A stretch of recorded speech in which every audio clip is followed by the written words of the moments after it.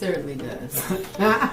Thank you for joining us. Today we want to continue with problems with businesses that are stuck and what can be done so that they can continue to grow at an even greater rate than projected. Hello, my name is Linnetta. I'm Patrick. And together we are co-founders of Verticalconnections Inc. Thank you for joining us once again. If you're new to this channel, please subscribe. Yes. Be sure to click the like button, and everyone, make sure you put the notifications on so that you can receive the newest videos as they come out. Yes. Be sure to share this message.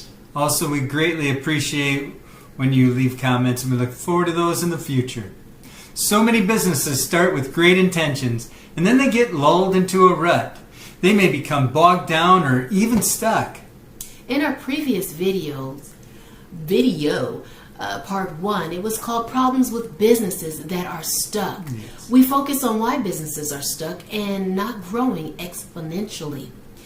The first two major concerns or problems that causes businesses to flounder are... Reason number 1 as to why you don't grow your business exponentially is that you don't generate enough leads.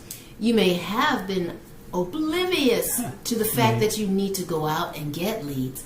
In other words, somebody who has the same level of interest in hearing what you have to say about your offer because the problem they have needs to be solved. To generate those leads, you provide someone with something they already desire to have in exchange for something you desire to have. Another reason, you are not good at sales. If you're not good at sales, it doesn't matter how many leads you generate. People are not going to buy from you. No. The main reason people are not good at sales is because they are thinking about themselves. The best thing you can do to become better at sales is to become thoughtful of others and care about their needs more than yourself.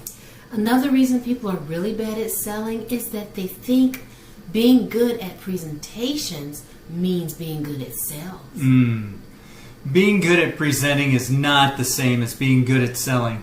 So, what must be done to go from just being good at presenting to also being good at selling? One must understand that there's something in selling that's more important than the presentation. What is a thing in selling that is more important than presentation? I'm glad you asked.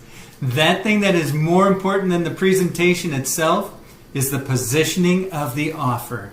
The positioning of the offer? It's kind of like the special sauce. You're saying that's more important than presentation? I am. More important than presenting the offer? I'm saying so. In fact, one could argue rather having a great positioning with an average presentation than a great presentation with an average positioning is better. What does positioning mean? A human mind can only learn by contrast. Right. I can't understand left if I don't understand right. I can't know up if I don't know about down. I can't perceive hot if I don't understand cold. Contrast is essential to comprehension. When you present something to somebody, if you don't position it next to something, if you don't give them something to compare it to, they're going to position it next to something that is worth less and costs less than your offer. Okay, let's take this for example. A couple might say that they could buy our program, Prospering in Your Home, or choose to do the staycation and treat themselves for a weekend. This is true, but the staycation isn't going to help them prosper in a home or prepare for what they need to buy a home, whether they're a first-time homeowner or second time.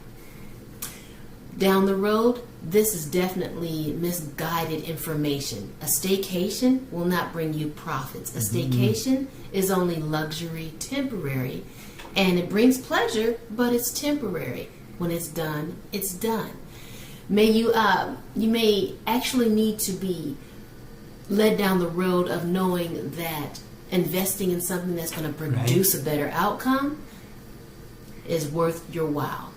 But if we explain that by taking our class and applying the information to their daily lives, they will be able to not only understand how to benefit from the program and aid in the buying of their new home, but they will also be able to prosper and flourish in that new home. Yes. So what needs to be done? You position is next. to something that you position it next to something that is already been paid for, all right, that they have to compare with. Mm-hmm. This is why positioning is more important than presenting. The most important thing in selling for you as the person selling is to understand the desires of the person you're selling to.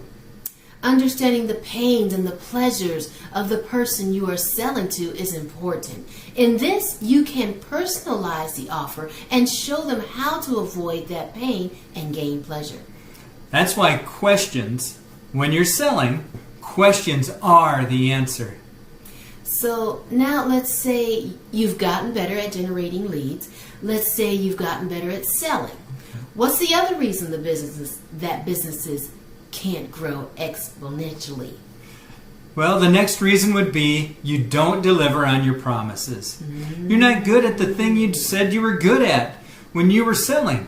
You don't deliver. Ouch, ouch, ouch. Ooh. There are so many people out there in the world that sell stuff and then they just don't do it. Mm-mm. If you're not good at the thing that you are offering, don't go out there in the marketplace telling people that you're good at something that you are terrible at. They're going to find out, and when they do, negative word of mouth spreads way faster than the positive word of mouth. So what they're going to do is go tell everybody how terrible you are. You can't keep that fact that the service you're selling is terrible. You can't keep that a secret. It's just not possible. So here's what you should do. You have to get to the place in your life and in your business where you are so good that they can't ignore you. Or you're so good and you're so honorable that you would rather die keeping your word than live and not keep it. Most people don't have that kind of honor. Most people don't even have that level of honor. That I'm going to do what I said I'm going to do and do it at any cost to me, whether it's time, effort, energy, money, pain, whatever it is. I'm going to go do what I said I'm going to do and do it the best I can because my word is my bond. Unfortunately, most people don't have that. Mm-mm. We are not saying that nobody has it. We are saying most people don't. Do you know why most people don't have that? It's because it's hard to have character. It's hard to be honest. It's hard to be on time. It's hard to tell the truth. It is hard to do what you said you were going to do, even when it cost you more than you thought it was going to cost. But you have to do it. Because if you don't, they are going to find out. Oh, yes. You can't have good enough promises, good enough presentations, or good enough positionings to overcome a bad reputation. Let's move on. Let's say you're good at generating leads. You're good at making sales, and you deliver on your promises. What else could be keeping your business from growing exponentially? You don't have enough profit from those things you're selling. Right. There are 3 primary reasons for not having enough profit from things you sell. The first one, you sell a service, and because you sell a service, the service requires time to fulfill it.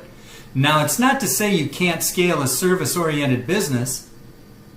You can scale a service-oriented business when you have a lot of automation and a lot of delegation. In other words, you need to have people that pay to do some of the work. And you need to have technology that does as much of that work as possible. Then you can grow it exponentially. So you don't have enough profit built into your numbers. 1, because you sell a service or because you sell a commodity. What's a commodity? A commodity is just something that only has utilitarian use. It's something that only does the one thing. It has intrinsic value. It has no perceived value. The only value that it has is intrinsic. For instance, a box of yellow number 2 pencils is just a box of yellow number 2 pencils. And a box of number 2 brand A pencils that cost $6 in one store is not better than a box of $5.45 brand A number 2 pencils at another store. They are just pencils. Absolutely. So when you have that commodity, what actually happens is that when you sell the commodity, your competition sets the price because the person who sells the commodity at the lowest price is the person who's going to make the most sales. What we want to do is not to sell commodities. The other thing I don't like about selling commodities is if I'm selling a commodity, no conversation happens between me and the customer until they're ready to buy. They say, how much is that? And I say, oh, $5. They give you $5 and they go on their way. I like selling the stuff and that is in bulk of the conversation. It happens first and foremost, and we have that opportunity to build a relationship. We'll be able to grow together, and then we also have that extra connection after the sale is finished. The other reason there's not a lot of profit in your offers is because you copied your offer and your offer price from another person. You copied it from someone else, and there wasn't a lot of profit in theirs. No. So when you understand the value that you bring to the table, it's not in the widget, it's not in the product, it's not in the pieces of the product. The value of your product is in the payoff to the person who is doing the buying. Okay. The only thing that people are paying for when they buy from you is the transformation. Yes. The bigger the transformation they desire, the higher the price could be. So you can build more profit into the things you sell. One of the reasons your business can't scale is because you don't understand the value of your offer. Remove yourself from copying what other people are doing. Understand your value and work accordingly. The last reason your business can't scale is because people don't buy often enough. The reason you don't have people buying from you often enough is, number one, because you don't have enough sale events. It is important to be able to have multiple sale events once you have established what it is that you're offering, but also remember that once you have completed the event, you have to deliver on what is promised. You may need to wait 6 months before you have another event so that you can fulfill all of the offers that were purchased. Remember, when you have people on your team, this process can be Executed? Thank you. Executed very quickly, allowing you to close the gap between events, which would then allow you to increase the frequency. Put that thing on rinse and repeat. In other words, once you get it mastered, go ahead and get it going again soon, because by doing that, as long as you're fulfilling that commitment that you've made to those individuals that have bought your offer, you're going to go ahead and then be able to scale your business more quickly. Good. So they don't have sales events often enough? That's one reason clients aren't buying enough. Another reason clients aren't buying often enough is that there is no continuity program. Continuity means you sell it once and then they pay for it from now on as long as they use it. For example, you think about your cell phone, your electricity, Yes. your water. Your gas. Those are all continuity programs like your Netflix or your Apple Music. They are all continuity. When you wrap your mind around the idea of doing these 5 things to generate more leads exponentially, things will happen. Absolutely. Think about this. If you're generating no leads and you start generating 100 leads a month and then convert 10% of those leads into offers that are actually paying you, that means if you're selling them at $1,000 each, that's $10,000 a month. Okay. Be the person who keeps your word. So when people talk about you, they talk about you in a positive manner rather than a negative one. When this takes place, those individuals who are more advanced in their pursuit to get their needs met, they'll want more access. Absolutely. Or they may want to achieve something that's bigger based on their greater aspirations. If you create a $10,000 offer and that offer, some of those individuals, let's say just a percentage of those people who take over your $1,000 offer are going to start buying your $10,000 offer, why would they do that? It may be because of cognitive bias. Oh, yes. Cognitive bias is when some people buy the $10,000 thing to prove to themselves and others that they didn't make a mistake when they bought the $1,000 item. Right. It's just human nature. Oof. And if it's human nature and I work with human nature will work with you. If I work against human nature works against me. You're saying that's just human nature? Of course. Being proactive to avoid these mistakes is necessary to scale your business. The problem isn't that it can't scale. You must realize that when it is stuck, it must be adjusted so it can scale.